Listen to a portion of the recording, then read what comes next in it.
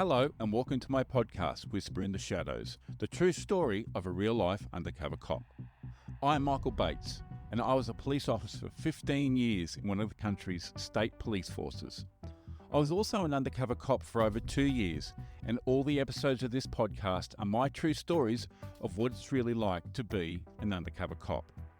Rather, I was Michael Bates.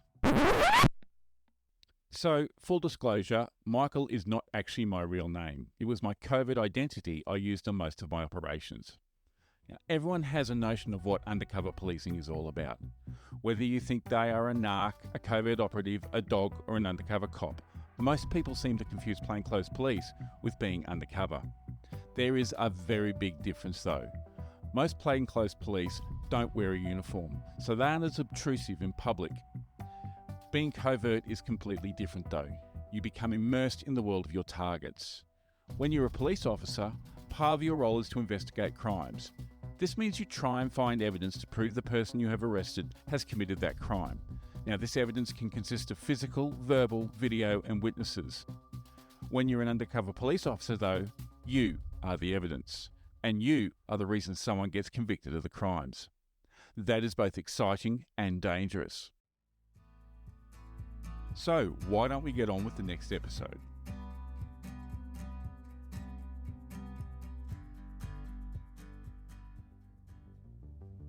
Welcome to episode 10 of my podcast, Whisper in the Shadows. At the end of last week's episode, I had just met with Susan and was organising my covert life, including finding a new safe house.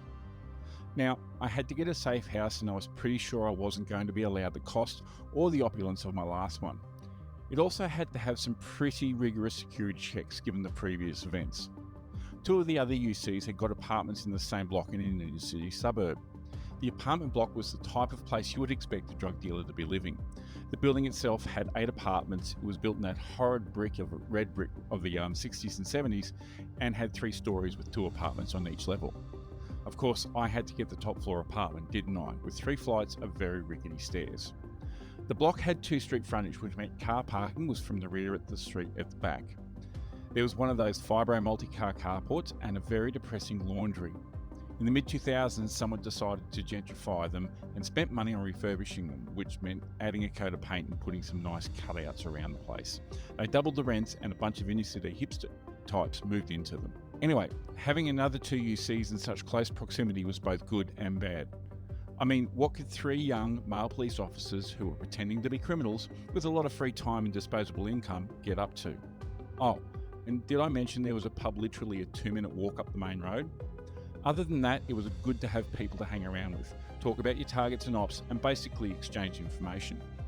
So, safe house, check. I had been given a different car that was more in line with the person I was playing, who was again Michael.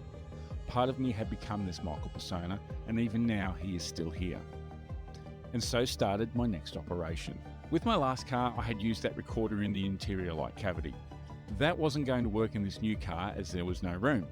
Now, technology had come along in a leap, but not quite a bound. I was able to have a listening device on my mobile phone, which would record whatever conversations I was having around it. The only trouble was, we needed a place to have that rather large recording part of the setup stored.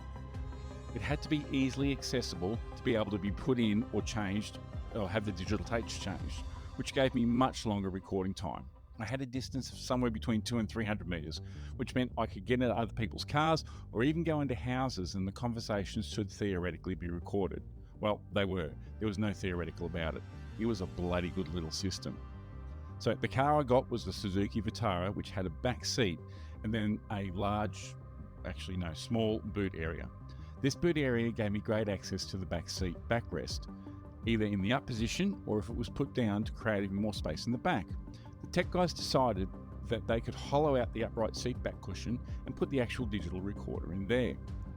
All I had to do was put down the seat, unzip the cover and pull the unit in and out. Simples, right? Well, it was a brilliant idea until I actually got into the back seat and put my back against it as if I was a passenger sitting in the car. Problem was, the recorder was that thick that when you did lean against the seat, you could feel it very hard. Simple solution? Don't let anyone sit in the back seat on that side. Keep crap on the seat. That'll work. Thanks, tech guys. Okay, safe house, check. Car with recording equipment, check. Informant who hasn't recognised me yet, yep, check. I was ready to go. Oh, and to change things up, I went from having longish hair, which had to be cut for the wedding anyway, to a shaved head and long goatee beard. That went well with my nose ring. Yes, I got my nose pierced during my first operation, much to my mother-in-law's chagrin. I have to admit, I am not looking forward to being bald though. I shaved to a Blade Zero, and I look like one of the cast out of the movie Coneheads. You don't know what that is? It's a Dan Aykroyd movie made in the 80s or 90s, and if you haven't seen it, probably don't bother. Anyway, I was ready to go, and it was time to meet my first target. The first person Susan introduced me to was Roy. He was a middle-aged guy who had a wife, or maybe she was an ex-wife or an estranged even, not sure, and a 17-year-old son. He lived in the suburb I grew up in, literally down the street from two brothers myself and my brother were good mates with individually and spent a lot of time at their house. Now, I hadn't been there for a few years because I'd moved away with the police, and also because I was engaged and married and had to stop going out with my old mates as much as I would like. And if anyone has worked out who I am, you can stop laughing now. Anyway, this was the first hurdle I had to get around. Would Roy recognise me at all? The simple answer was nope, didn't even flicker once. Roy worked as a pest exterminator, which meant he was mobile all day, had some great places to hide drugs, and had a mobile phone for work, which meant talking about deals on it wouldn't draw any attention. Not a bad operation for a drug dealer, actually. Roy was a user though, a big user. He had collapsed veins in so many places he had to literally stand on his head and shoot up into his calves to get a hit. When people tell you that there is no such thing as a high-functioning drug addict, they are wrong. Now, I wouldn't call Roy high-functioning either, but he was able to control his habit and work a job every day. Sure, he made some not-so-bright decisions, but he could make decisions, and as an addict, he was able to function. Unlike the targets from the previous operation, these people were much easier to deal with. The intro with Roy was done at a local cafe. It was a 10-minute meet where I was asked how I knew Susan, I was not a client, why I wanted gear, wanted a new supplier for the other side of town and didn't like dealing with the Vietnamese. Did I use? I only smoked it now and then. How much did I want? Let's start with half a gram, shall we? And that was that. Roy gave me his number and said to call him when I wanted to get on. We shook hands and off Susan and I went. Maybe it was because I had had the experience behind me and I was a lot more confident. Or maybe it was because my informant was just such a solid person they didn't think she would do that. I don't know which one, but it was a piece of cake. I gave Roy a call a few days later and organised to buy half a gram off him. So remember, the new car had the fancy new recording equipment in it, and it was the perfect time to test it out. I still had to stop, open the back seat and switch it on, which I usually did when I was about 5 minutes away. Given I grew up in the area and I was doing the meets, I had a fair idea of which way people would be driving when they went there, etc. So I could find a spot where I wouldn't look suspicious, but also would probably not be seen by said target. The biggest issue was going to be seen by someone who knew me as my real persona, but I'll come back to that. Roy is parked near a well-known sports ground at the time, and there was a lot of traffic in this suburban area. He was pulled off to the side of the road on the grass verge when I arrived, and I pulled up behind him. He was in his work car, and to anyone seemingly interested, it would have been two guys having a chat about pest control. I got out of my car, went up to his, and got in the passenger side of the car. I made sure I had my mobile handset with me, which I put up on the dash of the car when I got in. "Mate, is it okay if I put my phone up there?" I asked. "Yeah, sure, go for your life," he replied. "How's business?" I asked. "Which one?" he said with a chuckle. I replied, "Well, both, Roy, both, mate." "Yeah, a lot of people need pest control and the other business keeps me going too," he said. "Yeah, nice," I said. "So, half a gram, what are we talking?" I asked. He said, "Mick, first time $350, as I said on the phone. Then, if you come back, it'll be $300. I said to him, "Roy, mate, come on. Can't you just do me $300 now? And how good is the gear?" "Look, it's pretty good, Mick. It's pretty good. It is worth the $350 you'll pay today," he said. "Yeah, righto," I agreed, and I took the $350 and $750 notes, all of which had been photocopied and had their serial numbers recorded. I eagerly handed them over to him, and he got out of the car, went into the back tray, and started fidgeting. I had no concerns about Roy, none whatsoever. But there is always that moment, that one fleeting second, where you think to yourself, what could go wrong here? In a split second, your brain tries to process, does he have a weapon? Is there a rip-off? Can I escape anywhere? Again, all totally irrational given there had been nothing to suggest anything other than he was keeping the drugs in the back of the tray. But your senses are all heightened. Good thing Fitbits weren't around in those days. I reckon my heart rate would have frequently gone off the charts and broken it. I tried to not make it too obvious I was watching him and where he hid his supply, but I worked out it was in a compartment near the pesticides. Anyway, Roy comes back and gets in the driver's seat again. He hands across a small alfoil package. There you go, Mick. I take it from him like it's a gold leaf. I slowly open it and have a look at what I had, which was a small amount of brownie powder. Now, that meant it wasn't that pure and had probably been stepped on by Roy and whomever he was working with.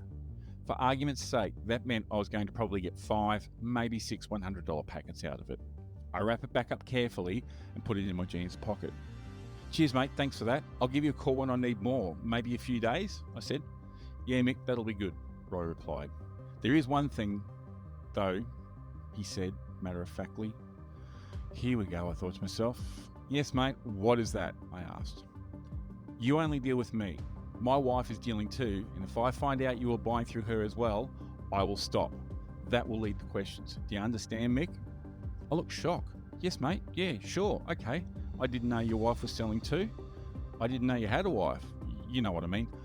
I only need to get it from one person, mate, and that is you. No issues there. Good, he said.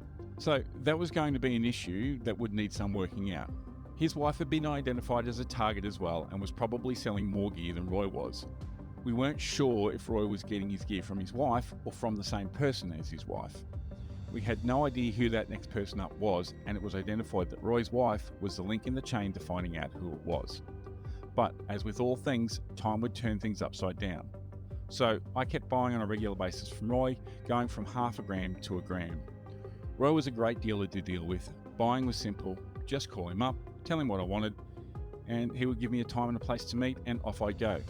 He was also pretty friendly, and he talked a lot, usually about him and his dealing.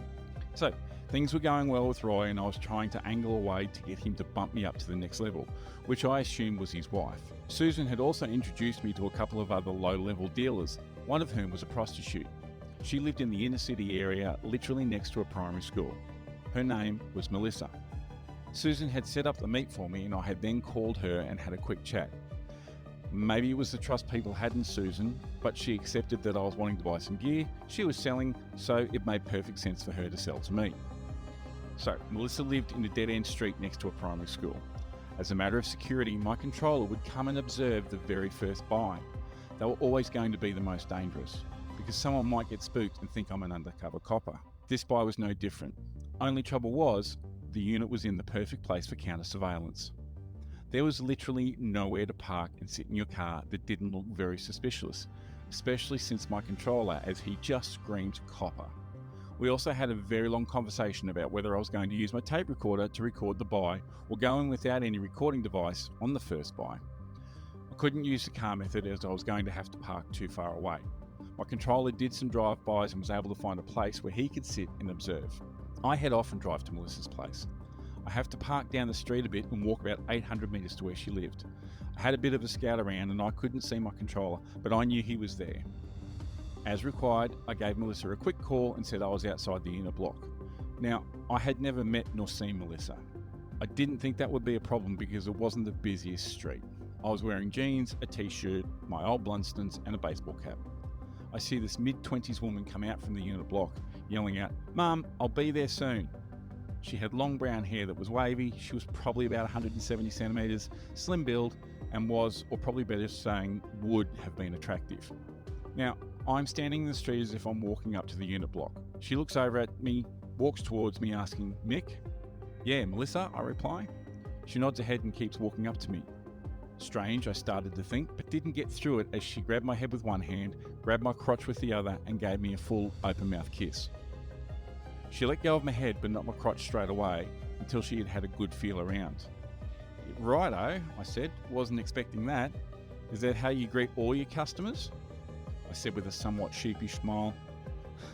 "Nah, just the special ones," she replied. "So, did you get a good enough feel and find what you were looking for?" I asked. "Had to check you weren't wearing a wire, Mick," she replied with a smile. Now, my controller watched all of this as it unfolded. He went through the gamut of, what is she doing? She's just grabbed him. Do I need to go and help him? No, wait, is she kissing him? And she just grabbed his junk, through to laughing himself silly. He said I looked like a stun mullet, and jumped when she grabbed my crotch. I'm glad he got a show and entertainment out of that scene for the day. Mind you, he did tell the story of me in front of his wife, which made me even more embarrassed. Anyway, back to Melissa. I follow her up to the unit block. She says, I live upstairs above my mum's unit, but I keep my gear in her place. So if I get raided, they won't find it. No one is going to raid a little old lady's unit. It's pretty smart thinking, I said. So Melissa takes me into her mum's unit into the kitchen. Melissa's mum is sitting in the lounge room watching daytime TV. I'm introduced to her as Mick. Her mum didn't even bat an eyelid at the fact some random guy was in her unit with her daughter. It struck me as being very bizarre. I was buying half a gram off Melissa, so I gave her the money, $300, and she goes off into the spare bedroom. A minute or so later, she comes back out with a small L4 package, hands it to me and says, there you go, Mick. Yeah, thanks, I said. She doesn't mind this, motioning to her mum in the lounge room. Nah, she's not all there anyway. As long as she has a daytime TV, she's fine, she said. Yep, okay, cool. So, I can give you a call when I need some more? I asked. Yeah, sure, just give me a few hours warning, yeah? She replied. Yeah, okay, cool. And no dick rope next time, okay? I said. Oh, come on, Mick, you loved it, admit it, she said. And with that, I left. As I walked back to my car, I got a phone call from my controller. I answered, and all I heard was laughing and then, nice kiss. As I said, we went back to my controller's house so I could write up my notes. He tested and weighed the drugs and then packaged them up to be lodged as evidence. He told his wife the story of my meeting Melissa, which led to another round of laughter. Now, I mentioned earlier my controller and I had a long conversation about whether to wear my tape recorder. If you hadn't worked it out, I didn't wear it. I didn't feel comfortable for some reason. Call it a gut feel. Gut feels get a bad rap, but as a copper, they are something that have saved me more times than done me harm. I made a few more buys from Melissa, always at her unit. She never groped me again, thankfully. I did go and get a blood test a week later, just to make sure I hadn't been given any communicable diseases from that kiss. When the operation closed down, Melissa's unit was raided. I wasn't there, but I can imagine her feeling all smug that there was nothing in her unit, right up until she was told that they had a search warrant for her mum's unit too. They executed that and found heroin and money. I remember going to court for Melissa's charges. The magistrate was the most incompetent legal person I have ever had the misfortune of meeting. I remember I was in the court watching the previous case and waiting for mine to start. It was some sort of fraud case against a female offender. The prosecutor had given a brief of the charges and the evidence and had requested that as the defendant had no objections, the matter be committed to trial. The magistrate, in her wisdom, said to the prosecutor that she didn't like the charges they had preferred. She then proceeded to tell the prosecutor that she wanted him to amend them to a different offence. The prosecutor argued that the offence they had charged her with was the correct one and that the evidence they had supported it. The magistrate was having none of it. The prosecutor tried in vain to say that the evidence that they had didn't support the charges the magistrate was insisting on, to which the magistrate replied, either find evidence that does or drop the charges.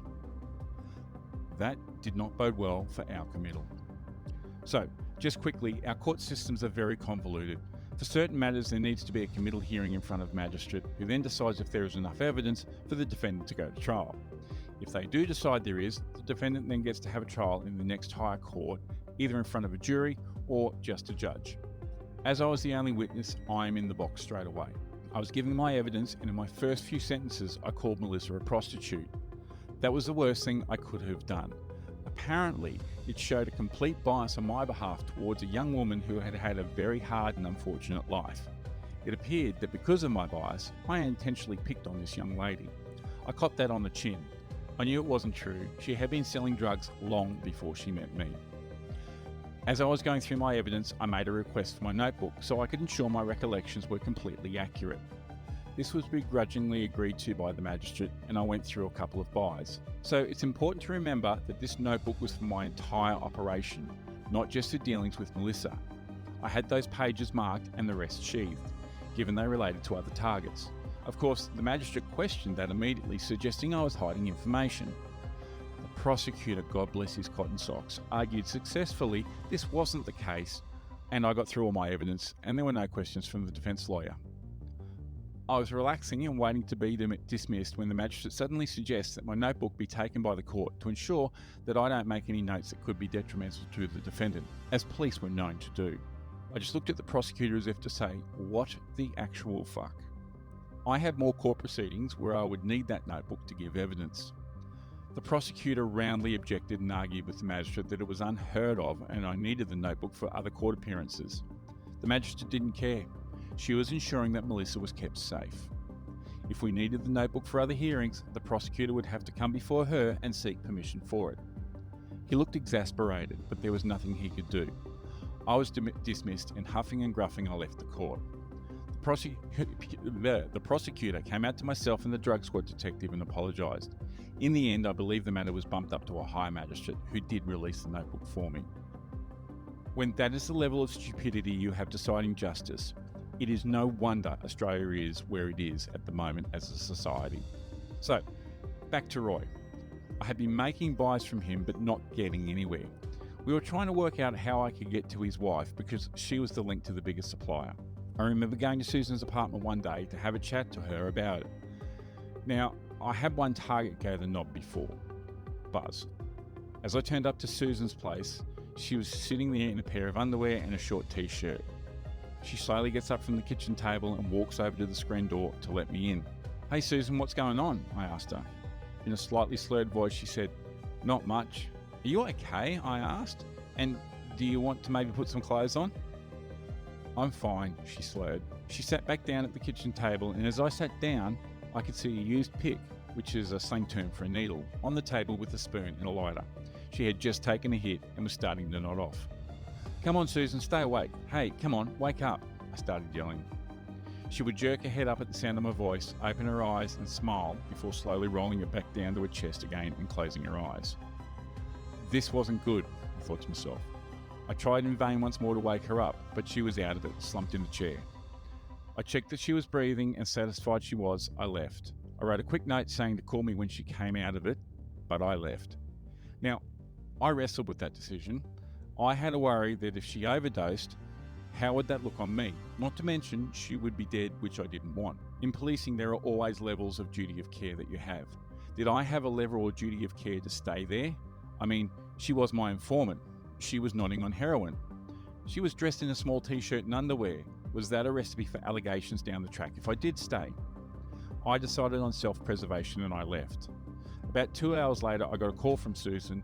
She apologised for going the nod, and I made her promise she would never do that in front of me again. When you're an addict, you don't think about the impact your actions will have on other people. All you crave is that next hit.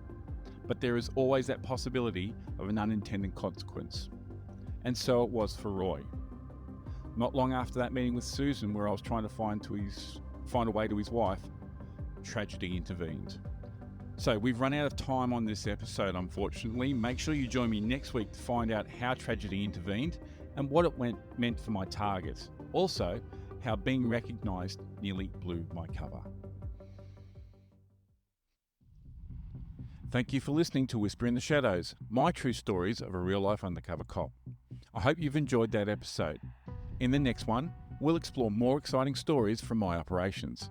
Please make sure you subscribe to the podcast so you never miss an episode. Lastly, if you're an ex-covert operative or undercover police officer, I would love to chat to you about your experiences. Or if you're feeling dangerous, tell your stories on my podcast. Please get in contact by my email, which is whisperintheshadowspodcast@gmail.com. I look forward to you joining me next time.